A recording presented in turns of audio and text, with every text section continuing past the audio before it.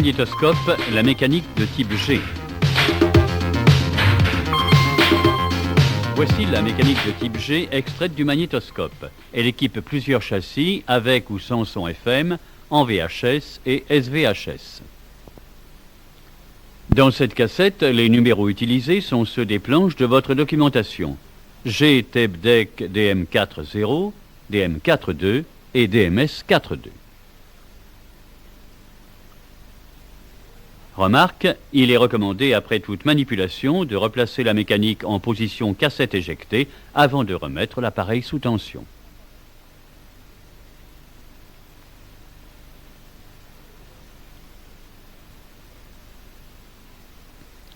Le mouvement mécanique. Il est utile de pouvoir entraîner manuellement la mécanique pour en contrôler le fonctionnement. Pour le faire, on peut soit tourner le rotor moteur 133 et grâce à une friction, il n'y a pas de risque de forcer sur la mécanique. Soit l'entraîner prudemment par la poulie à trou 137. Pendant l'entraînement manuel, il sera nécessaire d'appuyer plusieurs fois sur la pièce 122. Elle commande un couplage et est contrôlée en fonctionnement normal par un relais. Si l'on veut que les freins plateaux se mettent en place, il faudra agir directement sur l'extrémité correspondante du noyau plongeur. Effectuons le passage de la position éjection à la position lecture en tournant la poulie à trous dans le sens des aiguilles d'une montre. Le porte-cassette avance jusqu'à un premier blocage à droite par 210. Le libérer. Continuez la rotation, blocage presque immédiat à gauche par 205. Le libérer. Blocage simultané à droite par 210, le libérer à nouveau. Continuez la rotation pour atteindre la position basse du porte-cassette. Un déclic signale le découplage du moteur par 116. Appuyez sur 122. Reprendre la rotation. Le guide 39 se met en place en stop mi-enfilé qui correspond au zéro mécanique. Appuyez sur 122. Reprendre la rotation. Le mouvement d'enfilage et la descente du galet commencent. Appuyez sur 122. Reprendre la rotation.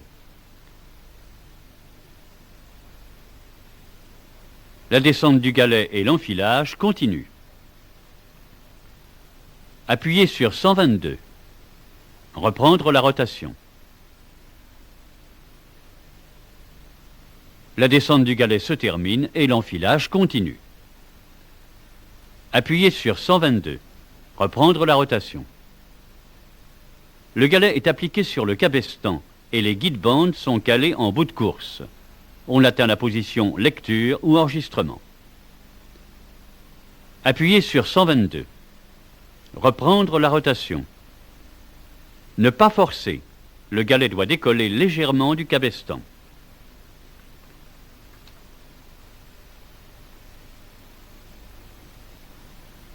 Pour réaliser le passage de lecture à éjection, effectuez le mouvement inverse en tournant la poulie à trous 137 dans le sens contraire des aiguilles d'une montre. Appuyez sur 122 après chaque découplage. Compartiment et porte-cassette. La mécanique est en position cassette éjectée. Enlevez le compartiment et le porte-cassette, enlevez d'abord les deux vis arrière vernis rouges.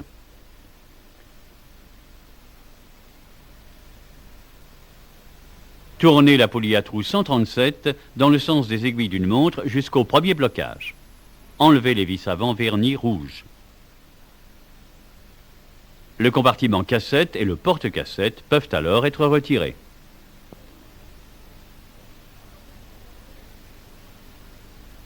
Remontage. Méthode 1. Mettre la mécanique manuellement en position stop 0 mécanique. La marque radiale de la roue 65 est alors à droite. Mettre le porte-cassette en position basse dans son compartiment.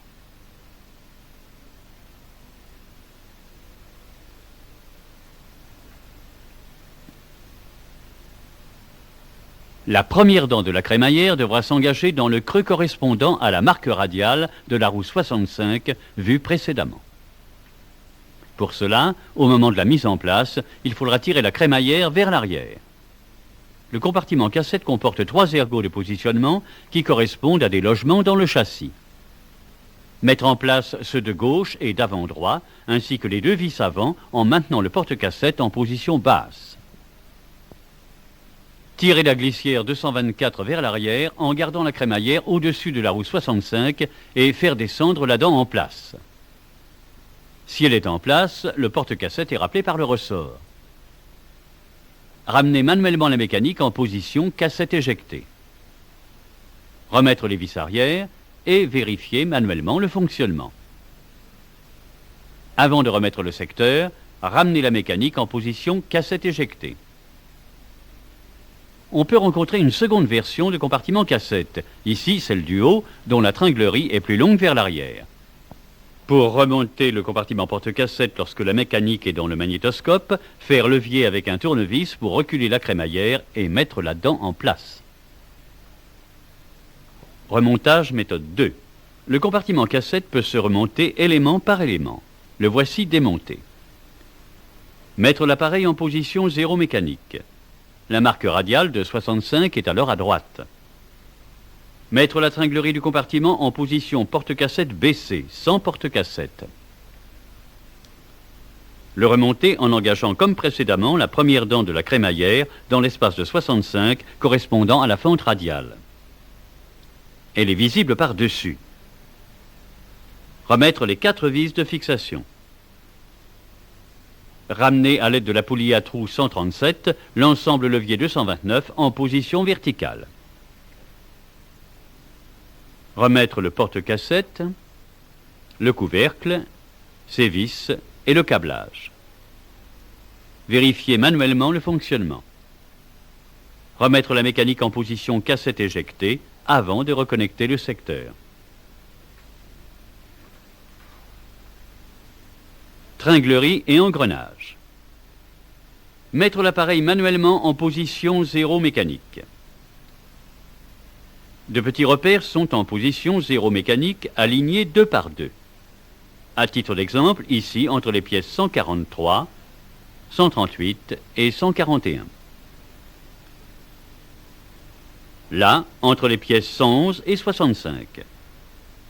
Ce sont de petits trous dans le plastique ou le métal. Le démontage de la partie supérieure. Enlever la fixation 44 clipsée. Le galet et son support.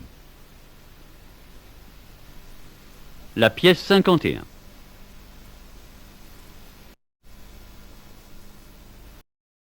Est clipsée. Enlever la roue 65 fixée par une rondelle fendue.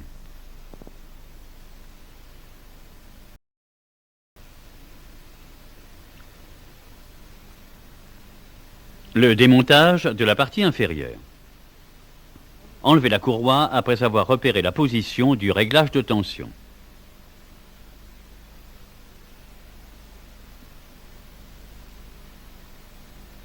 Enlever les 2 clips de fixation de 141.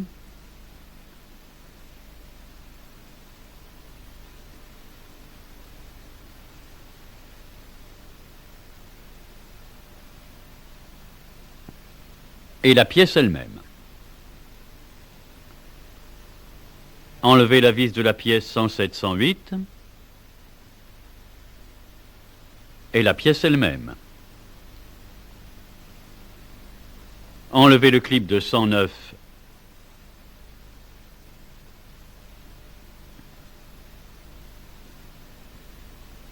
et 109 elle-même. Enlever les 2 rondelles coupées fixant 103-104 et la pièce elle-même. Enlever la rondelle coupée fixant 137 et 137 elle-même.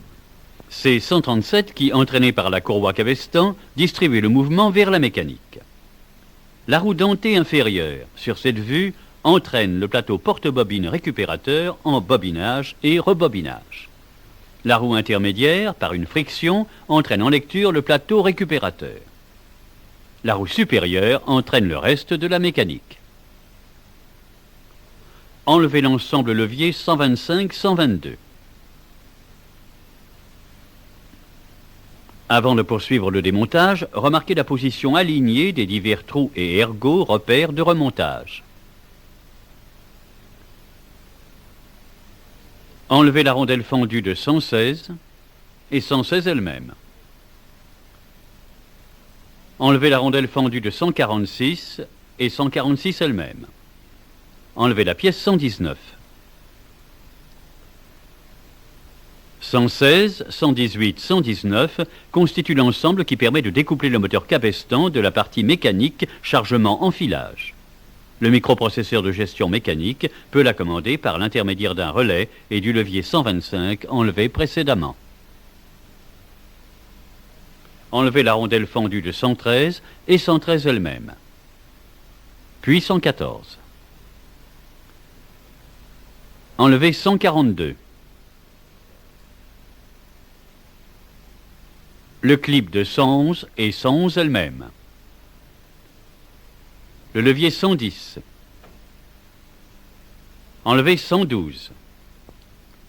110, 111 et 112 constituent, avec le différentiel 113, 114, 115, 120, le système à deux positions qui permet de transférer le mouvement de rotation issu du moteur cabestan soit au porte-cassette, soit au système d'enfilage. Enlevez 120. Déclipser et enlever 138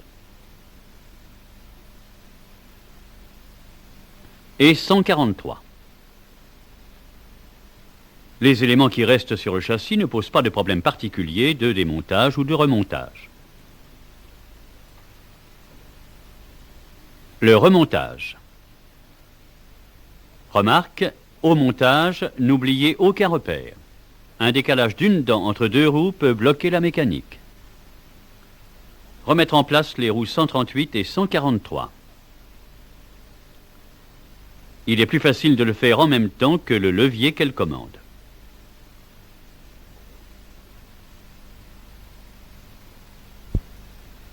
Vérifiez leur course. Le guide de gauche sur cette vue arrive en bout de course avant celui de droite, c'est normal. Au retour, dégagez le palpeur de bande par-dessous. Vérifiez l'alignement des trous repères. Remontez 120 en alignant ces deux trous de grand diamètre par rapport à ceux du châssis. Montez 112 en respectant l'alignement du trou repère.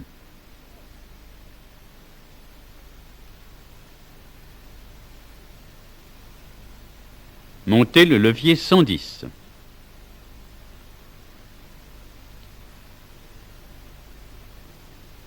Montez 142.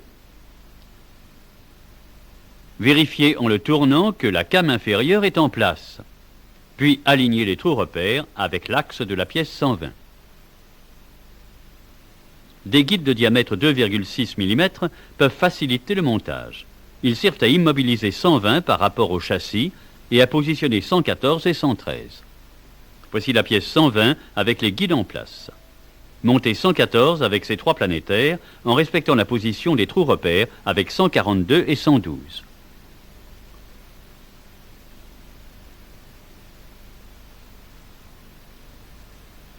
Montez 111 en positionnant son repère par rapport à 114.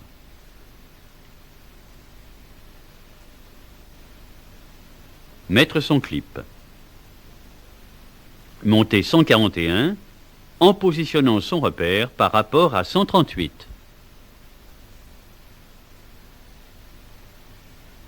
Mettre ses clips. Montez 119 146 et sa rondelle fendue. Montez l'ensemble 125-122. L'extrémité du levier 67 doit être à gauche de la pièce 122. Montez 116 et sa rondelle fendue. Montez 113 en vérifiant ses repères par rapport à 116 et 111.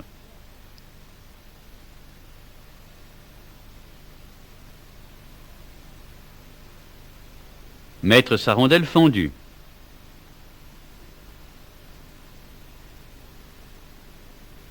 Enlever les guides et vérifier l'alignement des repères. Monter la poulie à trous 137 et sa rondelle fendue. La glissière 103-104 en positionnant correctement les axes de commande.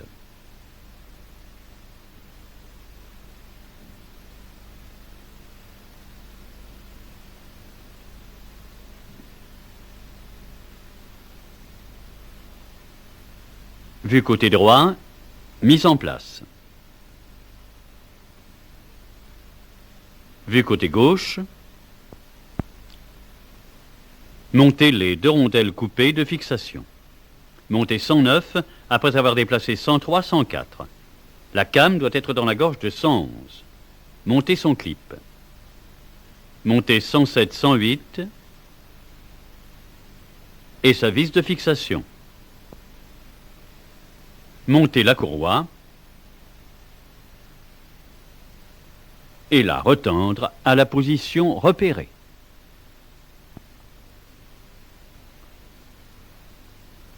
Retournez le châssis pour remonter la partie supérieure. Montez 65 et sa rondelle. La fente radiale de repère doit être à droite. Montez 64 en vérifiant par-dessous que son trou repère est aligné avec celui de 111.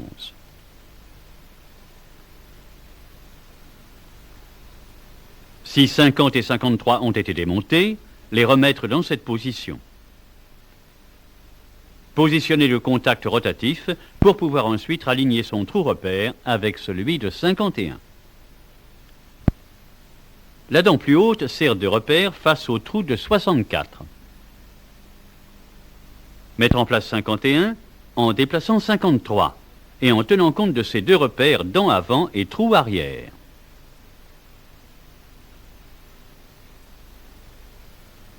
Montez le cadet presseur et son support.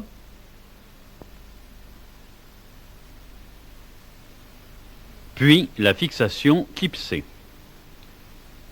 Vérifiez la position de 67. En zéro mécanique, il doit pouvoir être déplacé par le noyau du relais et ensuite avoir un débattement à gauche. Vérifiez manuellement le fonctionnement avant de remonter le porte-cassette. Le remplacement du tambour de tête.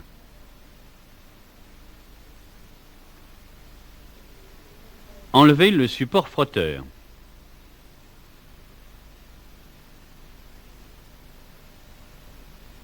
Dessoudez les fils de liaison marqués de flèches et retirez les vis de fixation.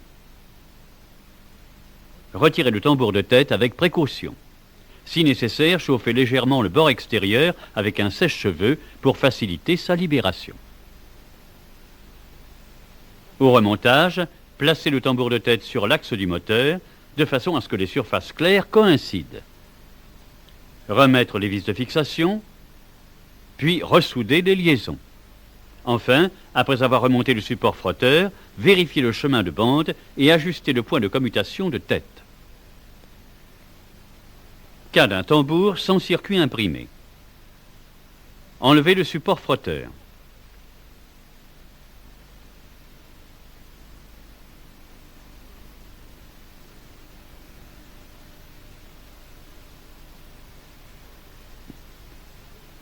Desserrer la vis supérieure de 2 ou 3 tours et extraire le tambour. Au remontage, il faudra positionner le tambour en phase par rapport au rotor du moteur. Pour cette raison, le tambour neuf est livré avec une protection guide pour le tambour et une broche de guidage pour le rotor. Faire apparaître en tournant l'axe du moteur le trou de positionnement du rotor à travers le trou de fond du moteur. Enfoncez la broche de blocage. Après avoir vérifié la présence des cales d'épaisseur, mettre le tambour en place en respectant la position de l'ergot de guidage par rapport à son logement dans la partie fixe du moteur. Serrer la vis de fixation. Éviter tout blocage.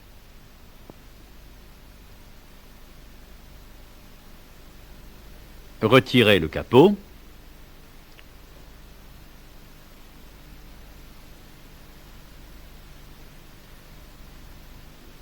Et les deux cales d'épaisseur.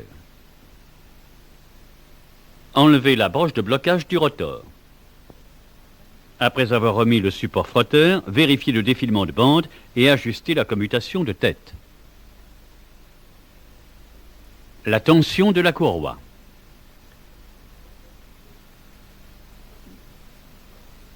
Desserrer la vis de réglage. Placer un dynamomètre vite et le pousser de façon à tendre la courroie de 40 grammes. Resserrer la vis de réglage. La tension de bande. Le positionnement. Mettre manuellement la mécanique en position lecture.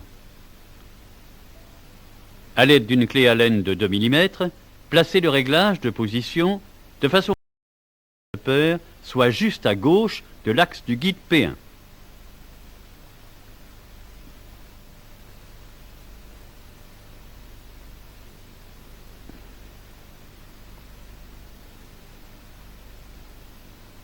Le réglage dynamique. Mettre l'appareil en position lecture sur le début d'une cassette de 3 heures. Attendre 20 secondes environ pour que le défilement soit parfaitement stable. La mesure doit se faire avec un dynamomètre à fourche. Insérer le dynamomètre à fourche sur la bande entre la tête d'effacement pleine piste et le guide P2. On doit mesurer de 20 à 25 grammes force. Il est prudent de s'assurer que la bande glisse bien entre les 3 palpeurs. Contrôlez la mesure plusieurs fois. Si la valeur mesurée n'est pas de 20 à 25 grammes, déplacez le point d'accrochage du ressort 12. La tension augmente d'environ 5 grammes si le ressort est fixé un cran plus près de la face avant. Vérifiez la nouvelle valeur atteinte. Le réglage du capteur tachymétrique cabestant. Desserrer ses vis de fixation légèrement. Ajuster la position du capteur à l'aide d'une cale d'épaisseur de 10 centièmes de millimètre. Après avoir resserré les vis de fixation, vérifiez la rotation. Passez en lecture et mesurez à l'oscilloscope la tension sur les deux sorties par rapport à la masse. L'amplitude est ici supérieure à 100 mV, crête-crête.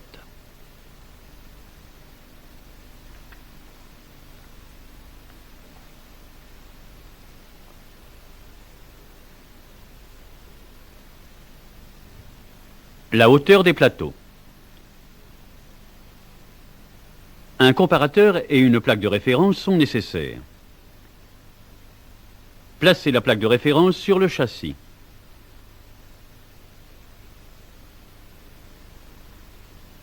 Placez le comparateur sur la plaque, de façon à ce que son pied se loge dans le creux avant. Mettre la graduation à 0. Placez le comparateur au bord du plateau à bobine, le pied portant sur le plateau. La différence ne doit pas dépasser 0,2 mm par rapport à la première position. Si l'écart est supérieur, ajustez en changeant les rondelles de calage. Elles existent en 3 épaisseurs. Faire la même opération avec le second plateau.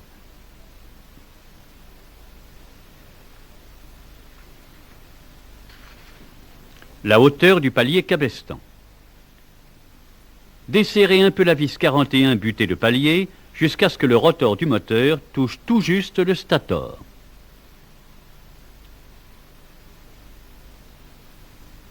Placez le socle du comparateur sur le châssis et le pied sur le bord du rotor. Réglez le comparateur à 0. Réglez la vis 41 butée de palier.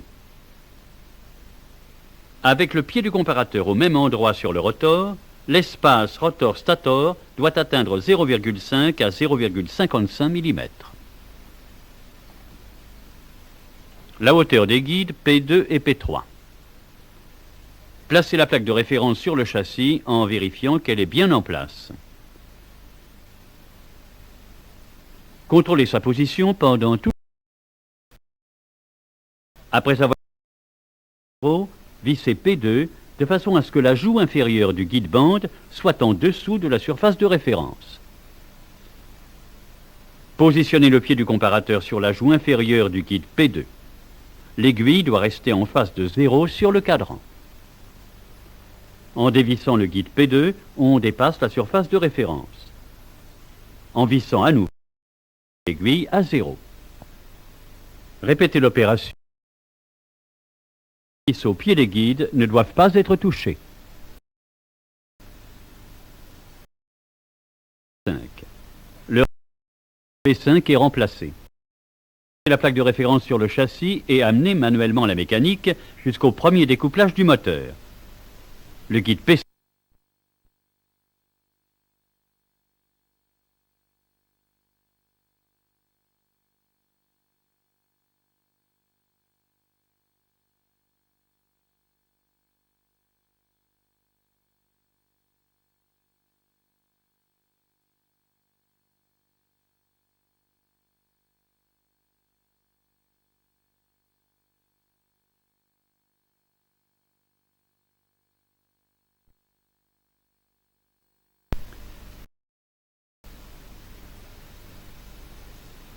Après avoir taré le comparateur à 0, desserrez l'écrou 52 de façon à ce que la joue inférieure du guide P5 soit au-dessus du plan de référence. Mettre le pied du comparateur sur la joue inférieure du guide P5. Vissez 52 pour amener la joue inférieure du guide bande P5 légèrement au-dessus du plan de référence à 6 centièmes de millimètre. Remontez le compartiment cassette et vérifiez le bon défilement de bande sur les guides P1, P2, P3, P4 et P5. La bande ne doit pas se tasser sur le haut ou le bas d'un guide. Si le défilement est incorrect, reprendre les réglages de P2, P3, P5. Le chemin de bande. Ce schéma représente le chemin de bande. Vérifiez la tension de bande et la propreté du chemin de bande avant le réglage. P1 et P4 sont fixes. Dans l'ordre, on procédera comme suit. Vérification et réglage des guides P2 et P3. Réglage de la hauteur de la tête son synchro. Réglage de l'inclinaison de la tête son synchro. Réglage de l'azimut de la tête son synchro. Réglage de la distance X. Contrôle du chemin de bande. Si le contrôle est négatif, reprendre la procédure. Vérification et réglage dynamique des guides P2 et P3. On utilise cet outil de réglage. Mettre l'appareil en lecture sur une bande test et examiner le signal lu. Branchez la sonde d'un oscilloscope sur la sortie de l'ampli de tête et le synchroniser sur le signal de commutation de tête. Les deux côtés de l'enveloppe du signal lu doivent être aussi plats et parallèles que possible, avec l'amplitude la plus grande possible.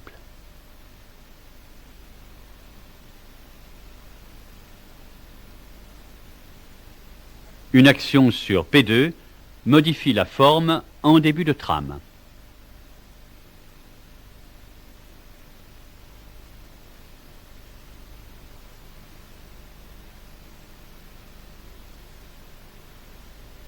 Retour à la position normale.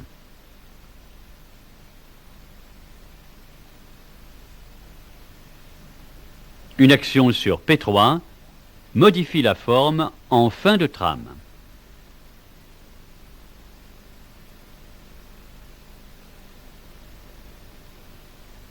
Le réglage statique de hauteur des guides ayant été vérifié, l'angle de réglage doit être faible.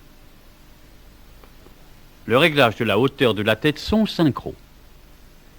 Mettre l'appareil en lecture. L'écrou 35 permettra d'effectuer le réglage de hauteur. La tête d'effacement son comporte à sa partie supérieure une marque rouge en haut à gauche. Le bord supérieur de la bande doit défiler le long du bord inférieur de la marque. Cela doit correspondre en lecture de la cassette test au maximum de niveau de sortie BF crête à crête. On peut contrôler le réglage de hauteur à l'aide d'un miroir. Le réglage de l'inclinaison de la tête son synchro. L'appareil est en lecture sur le début d'une bande neuve. Vérifiez que la bande défile correctement entre les joues supérieures et inférieures de P4. Si la bande se tasse en haut ou en bas du guide, rectifiez l'inclinaison par la vis 33 selon ce schéma. La vis 33 est à l'arrière du support. Reprendre ensuite le réglage de hauteur. Le réglage de l'azimut de la tête son synchro. Mettre l'appareil en lecture sur la partie d'une cassette test contenant un son de fréquence suffisamment élevé. Ici, 6,3 kHz. Brancher un oscilloscope sur la sortie audio. Ajuster avec la vis de réglage d'azimut pour obtenir la tension crête-crête maximum. Bon réglage. Mauvais. On revient vers la bonne position. Attention, en enlevant la pression par le tournevis, le réglage change. Vérifiez ensuite les réglages de hauteur et d'inclinaison. Le réglage de la distance X, compatibilité. Voici l'outil de réglage.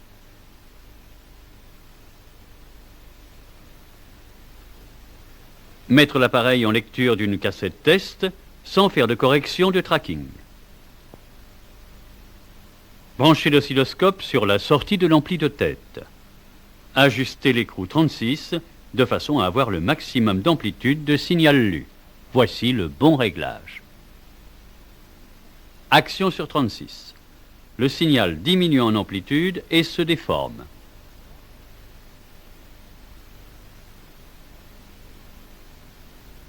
Retour au bon réglage.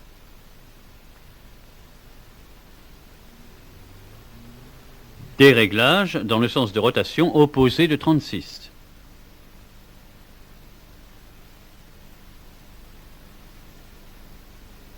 Retour au bon réglage.